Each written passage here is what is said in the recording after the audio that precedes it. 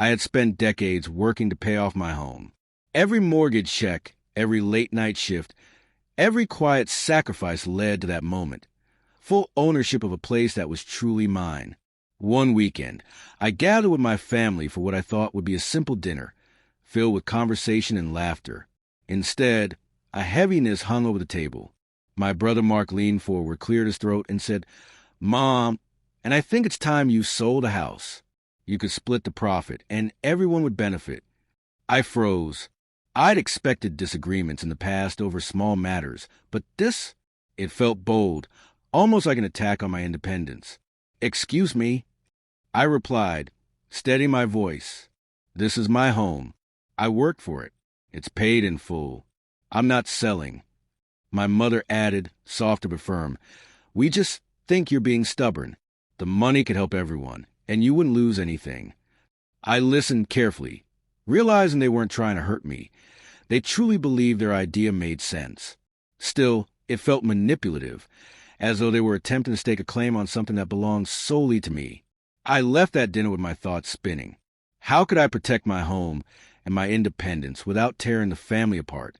I started digging into legal options, met with a real estate attorney, and reviewed my title and deed to ensure there could be no dispute. Over the following weeks, I collected paperwork proving the house was entirely paid for and undeniably mine. Meanwhile, my family kept applying pressure.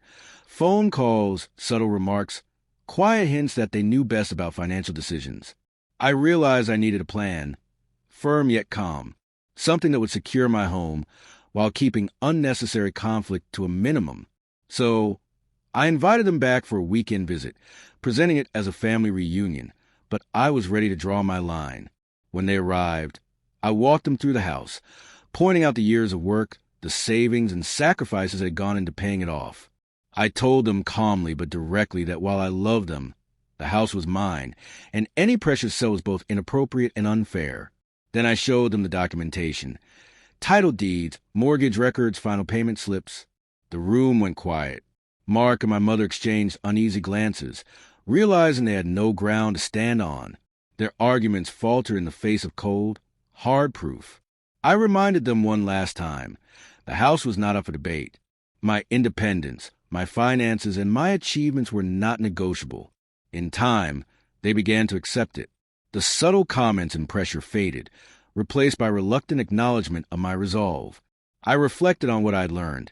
Sometimes protecting what's yours requires patience, planning, and strategy, and that everything important should always be documented to prevent disputes.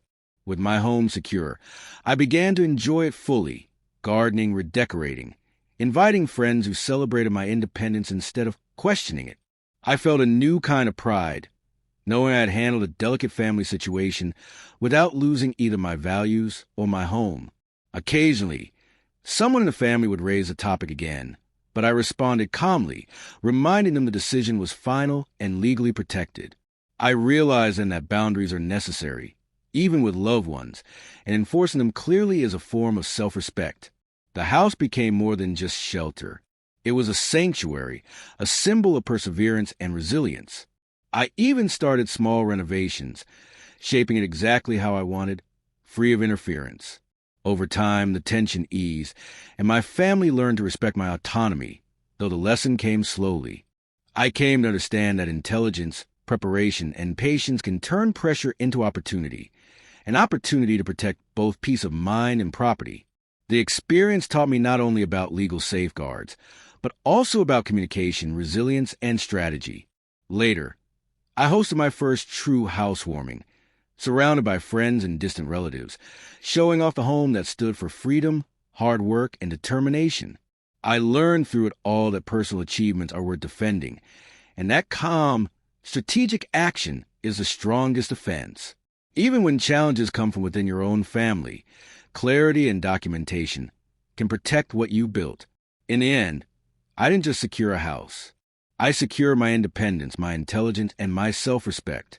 Years later, the story became a quiet family legend, a lesson in boundaries, patience, and foresight. The house no longer represented just money or property, but decades of work, sacrifice, and resilience.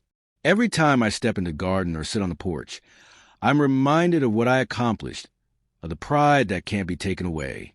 That experience gave me confidence, not just in defending property, but in any challenge where boundaries and fairness matter. The house now stands as proof of perseverance, strategy, and the rewards of patience.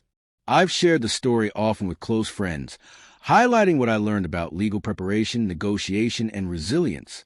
Safe and secure at last, the house became everything I dreamed of, a sanctuary of independence, achievement, and quiet victory.